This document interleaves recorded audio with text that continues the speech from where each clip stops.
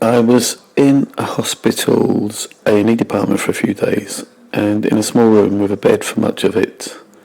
There was no door, and for privacy, only a blue curtain. Unlike a ward, it was quite noisy, with people walking past throughout the evening, night and day.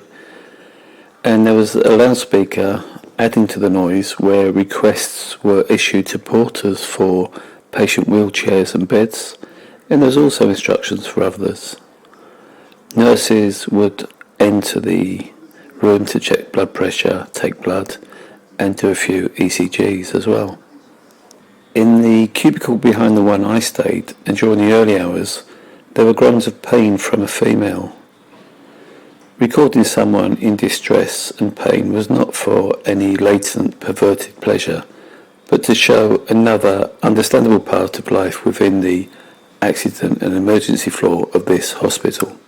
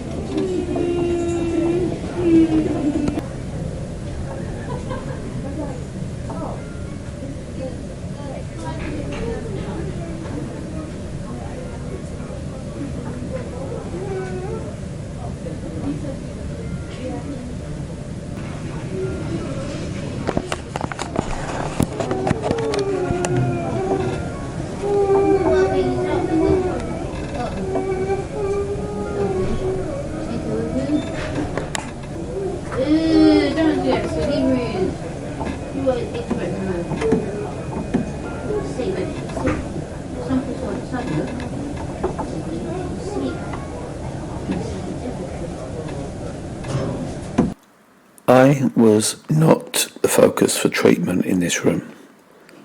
The hospital admission wasn't for me. It was for my brother. He had attempted suicide by a mix of prescribed medicines and drink. I've given my opinion in other videos on what or who may be contributing to the suffering and pain he had daily up to the point of trying to take his life a few days ago. And if you've watched my videos, you will know what or who I'm alluding to. I'm not saying it's the only reason for this suicide attempt, but a possible and likely contributory cause.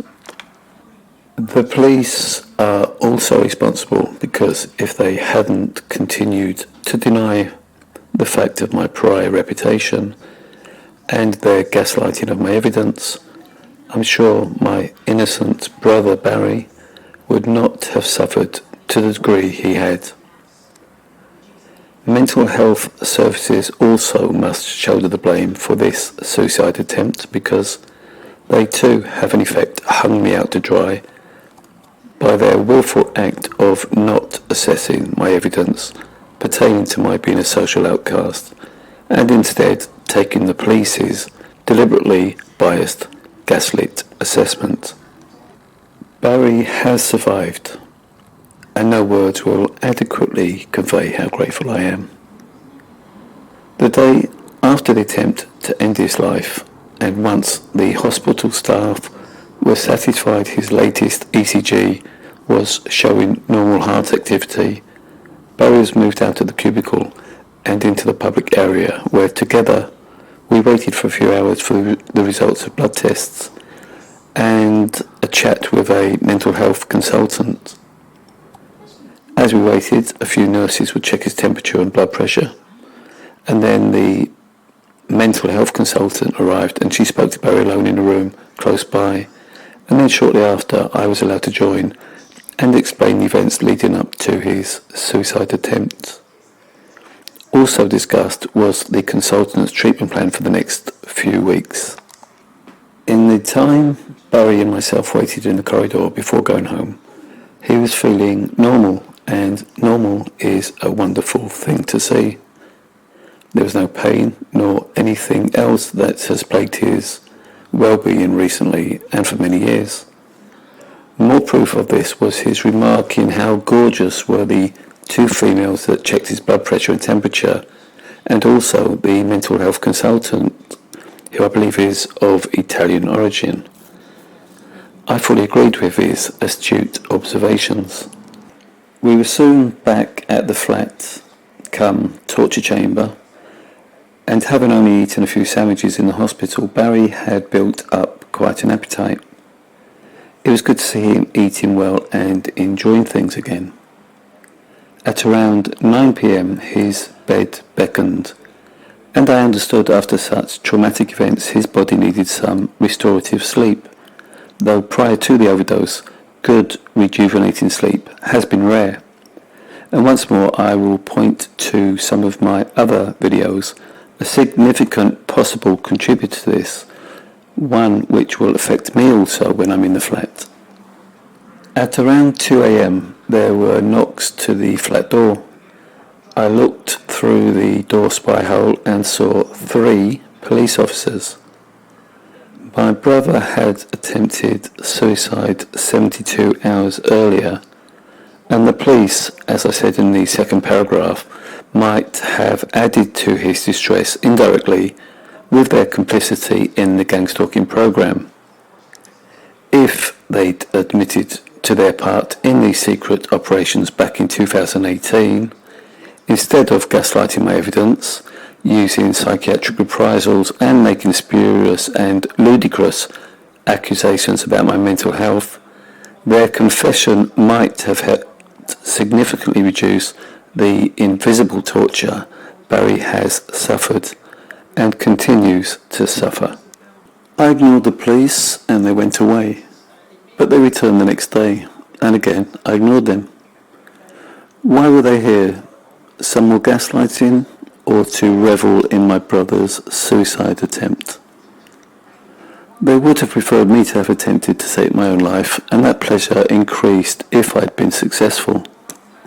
Barry currently has the state of mind he had on the day of his suicide attempt, having only negative thoughts, ones plucked from the past and those of a future which hold no joy for him. His face at these times is full of torment, and the lines seen around his eyes and face might not only be from the suffering he's endured for many years, but also the burning he says he feels on his face when on his bed, though he does experience burning to other parts of his body, as do I when I'm in the flat. I'll finish by praising the 2 friendly ambulance staff who arrived within 15 minutes of my making the call to 999 and drove us to the A&E department, and also would like to praise those involved in Barry's care at King's College Hospital for the thankfully short time he was there.